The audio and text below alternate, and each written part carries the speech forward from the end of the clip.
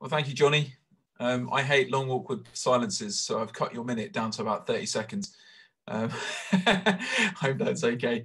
Can we, I'd like to just open up to anyone, really. If you'd like to, you can either type it into the chat if you prefer not to turn your video on, or if you have your video on, you're welcome to hit spacebar and just unmute and ask your question, and I'll feed them on to Johnny.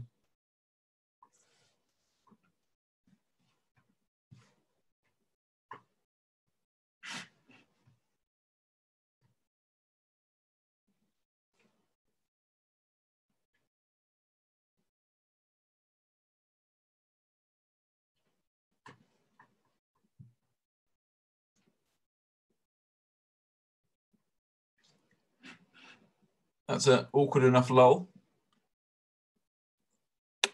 I reckon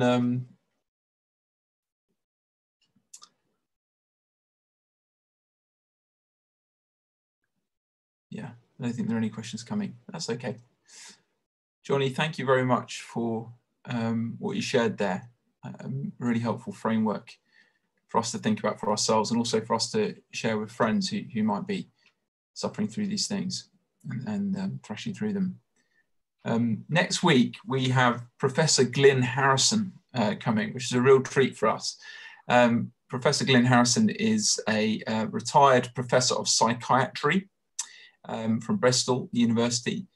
He's now living in London, and he attends All Souls Church. And he's coming to speak about mental health and whether Christianity is harmful or good for us. Many in today's world would argue psychologically the Christian claims are harmful, and they're entrapping, and they're restrictive, and they're not good for our psychology. And he's come to address that claim as a professional. And again, as always, this would be great for us to hear, great for our friends to hear. So why not invite people along for whom that might be a live issue? Perhaps people who suffered a bit with mental health or with anxiety, or who felt that the Christian claims are oppressive somehow.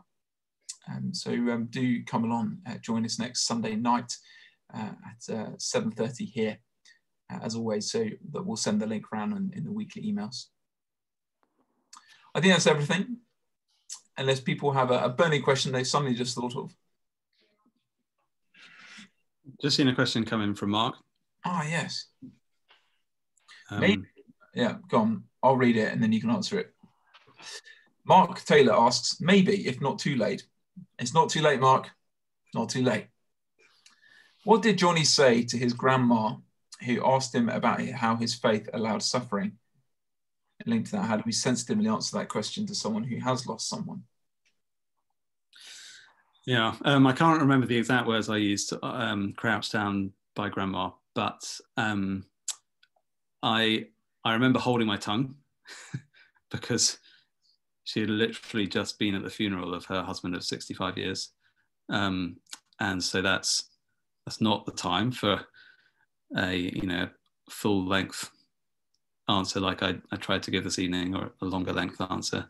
I think that is the time to sit and hold a hand and weep with someone like Jesus did.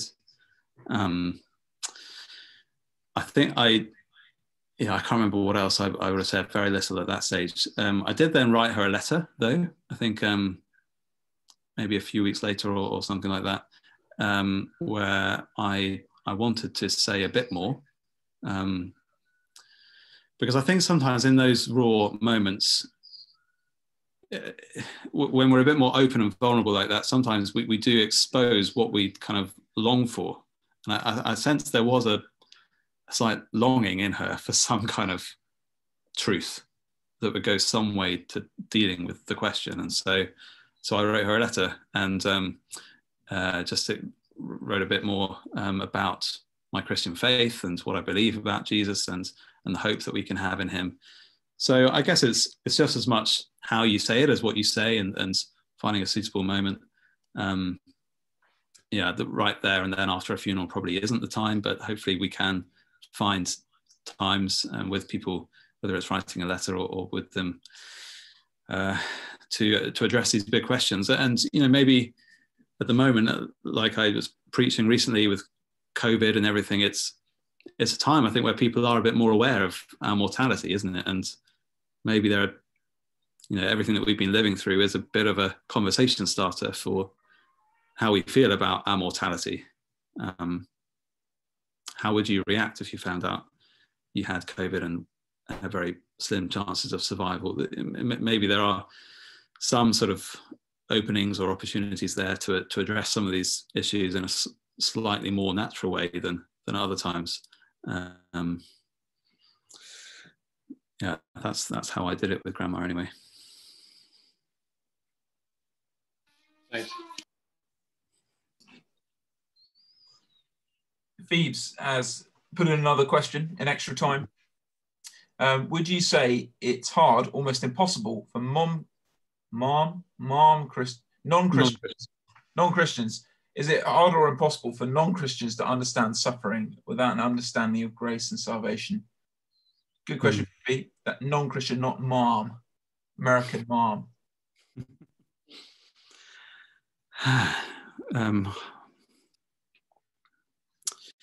Well, yeah, I mean, I think the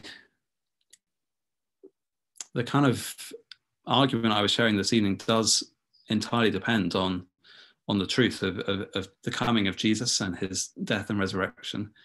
And, the Bible says, as I think back on my own story of people sharing that message with me over the years, at first it fell on deaf ears, and then God used that same message to open my ears to receive that message. And so I think it is right that at first I couldn't have agreed to this kind of understanding of suffering in the world until I came to see who Jesus is and what he did for me and for all who come to him.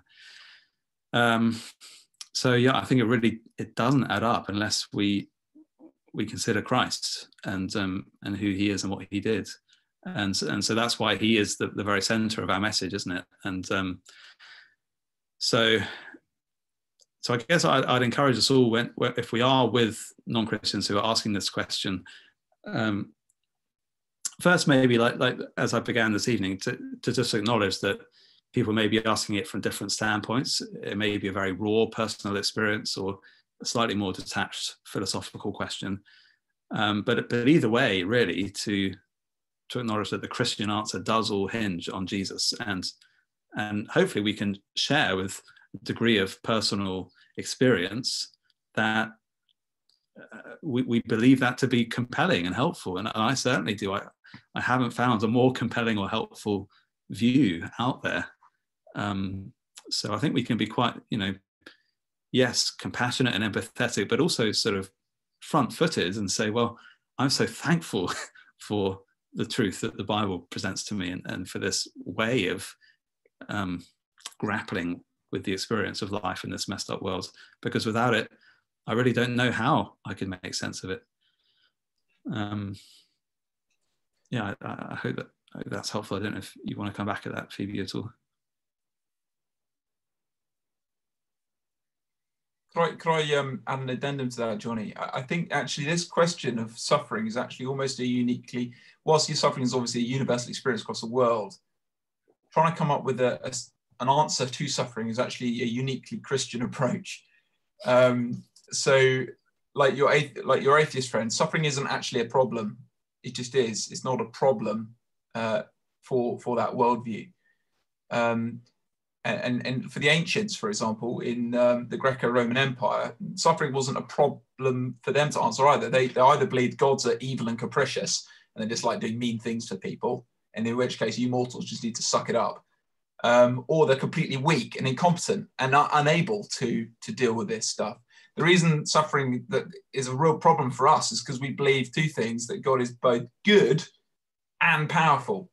He's not capricious and he's not weak. He's good and powerful. And so, we believe he loves us. And so this is actually a uniquely Christian question. And so it's interesting that it's this sort of question of suffering in apologetics normally comes up in and around the Western world, where we've assumed an understanding of God, which is both good and powerful. And so that's why many of our friends who've been raised in the West will be asking this sort of question, because they're at the back of their heads, their concept of God is both good and powerful. But it's not at all a problem if you believe God is weak, or God is capricious, or there is no God. Suffering just is. So yeah, I would agree with that question. Non-Christian understands suffering without understanding grace and salvation, but also it massively depends on their view of God and what God is like.